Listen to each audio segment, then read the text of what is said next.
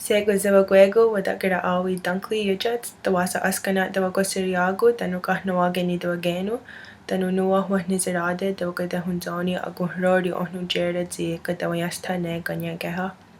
So hello everybody, my name is Wadakira Awi Dunkly. I am 21 years old and I am from Kahnawake, which is Mohawk territory right outside Montreal. And today I'm just going to be talking about why I'm studying Kanien'kéha. And my personal philosophy to language, which started at a very young age. I was 5 years old when my parents decided to enroll me in Karihwanoron Mohawk Immersion School. It's your elementary school, and it's not your typical elementary school. At this school we learn all day in the language, and we learned about our culture and who we are as Haudenosaunee people of the Longhouse. We also learned how to make our own longhouses, our own sweat lodges. We learned how to garden. We learned how to hunt and prepare and cook our own food.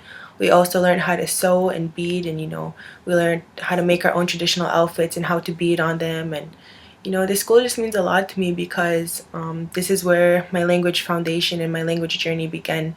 And within those years, I realized, probably at the age of 7, how important our language was, and that I'm gonna, that's when I decided that I'm gonna become a teacher and revitalize our language.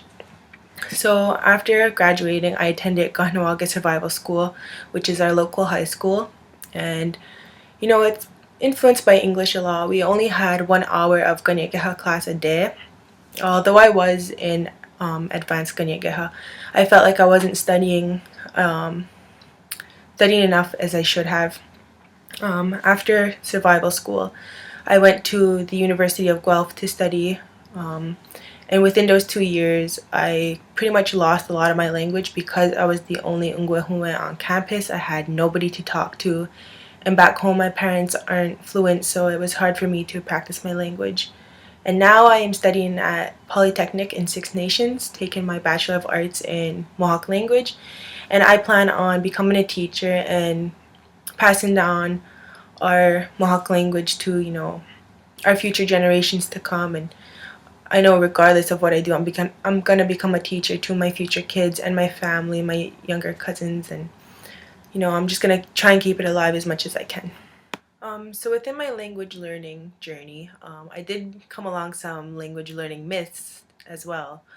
For one, I did not think that I had an incredible memory. I was like, there is no way that I am going to remember so many rules, so many verbs, so many, um, adjectives and all this stuff. I was like, no, like this is too much. But I found out that's not true. One day I was speaking with an elder, and like all these words just start like coming out, and I was like, oh my god, like how did I remember those words? I haven't used them in years. And she was telling me how well of a speaker I am, and that even my sentence structure is right. And sometimes I might not be like saying the correct word, or sometimes I'll be talking in Kanien'kéha and I'll switch to English for like 2 words. But other than that, like my memory is pretty good. And as a kid, studying at Karihwanoron, I was, almost fluent in, and then when I went to Guelph, I was like, man, I couldn't even say the simplest words.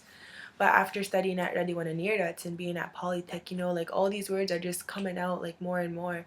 So I guess like what's important to you stays in your head, and language is really important to me, so that's where it comes out, I guess.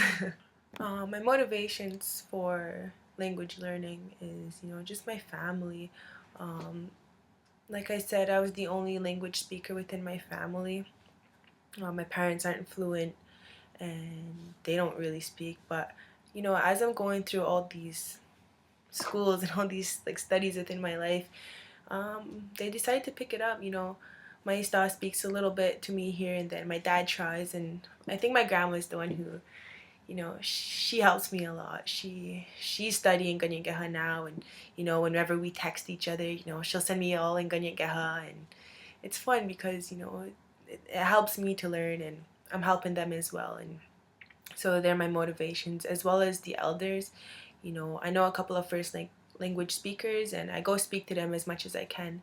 I have one, and she always calls me, and she always checks on me and how I'm doing and stuff. And it's just fun because when we're speaking in Kanien'kéha, it's not like English. It's more meaningful. It's very descriptive, and I find it's fun, and having, like in English you could be all loud and you could be saying all these crazy words, but in Kanien'kéha, like I feel like I'm more of a calmer person when I'm speaking Kanien'kéha, and I think it's because our language has that respect, and it has those emotional ties to it.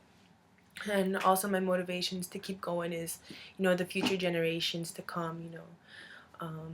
I hear of stories back home and like half my town was fluent, and now there's not so many fluent people or first language speakers. And when I have a family, I plan to raise them as first language speakers, and I want to keep our language strong. So my motivation for language learning is just, thinking of the future and thinking of them, and just so they have really like a really strong sense of who they are. And without language they can't call themselves Ungwahuma people, because who are you if you don't even know your language? Okay, so according to Actifil, I am placed on the advanced mid to high. So that means right here, and this would be the superior speakers and the distinguished, and this would be a first language speaker. So I'm not that far. um, I placed myself on the Actifil scale there because I am comfortable, talking about any topic. I could talk for hours on anything if I wanted to. I could read, I could write pretty good. I could indicate if something's old, if it's new, if it's big, if it's small, if it's black, if it's white. I could indicate where something is placed. Is it on top of something? Is it under something? Is it inside something? Is it next to something? I could also indicate, what time something happened. Like, did it happen? Is it happening now? Is it gonna happen in the future? Has it already happened? It has happened. So I do have a broad vocabulary that I can work with. Like I said, I speak with first language speakers, and I could hold a conversation. I could write stories. I could write paragraphs. But there's also those times where I do come across a difficult sentence where I don't really understand, or I come across this word and I'm like, oh, I don't know if this is spelled right, because I am not the greatest speller, but I try, and I think I'm not that bad at it actually, but I'm not the best. Language learning is a lifelong thing for me, and well, it's gonna be for me, and I know it's gonna take a lot of work, but it's gonna be worth it. So yeah, according to the Actifil, I'm in the advanced area, and to maintain this type of level of fluency, I think for me I'd have to, keep practicing and keep writing, keep reading, keep visiting those elders, so that I always have that grasp of language, and it's easy for me because I'm always practicing. Like they say, if you don't use it, you lose it, right? And I witnessed it before when I went to Guelph, so my motivations are going to help me to keep my fluency up.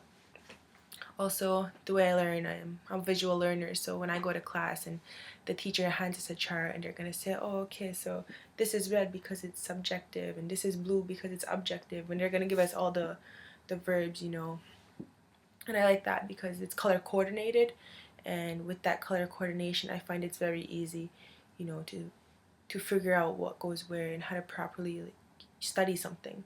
I also like it when they give us charts and they give us little hints just to help language learning easier for us. So being a visual learner, it helps a lot to have my own charts and to have those teacher charts to look back on and to create my own this way. If our teacher gives us one verb like genues, he says it's a C stem verb, okay? So I could go home and I could, find other C stems and put them with all the verbs he gave me. So I create not just those words, but I'm creating more words as I go along. And that's how I learn. This is my profile and Yawahakowa that you listened and you watched, and that's it. Kanien'kéha. Yawa.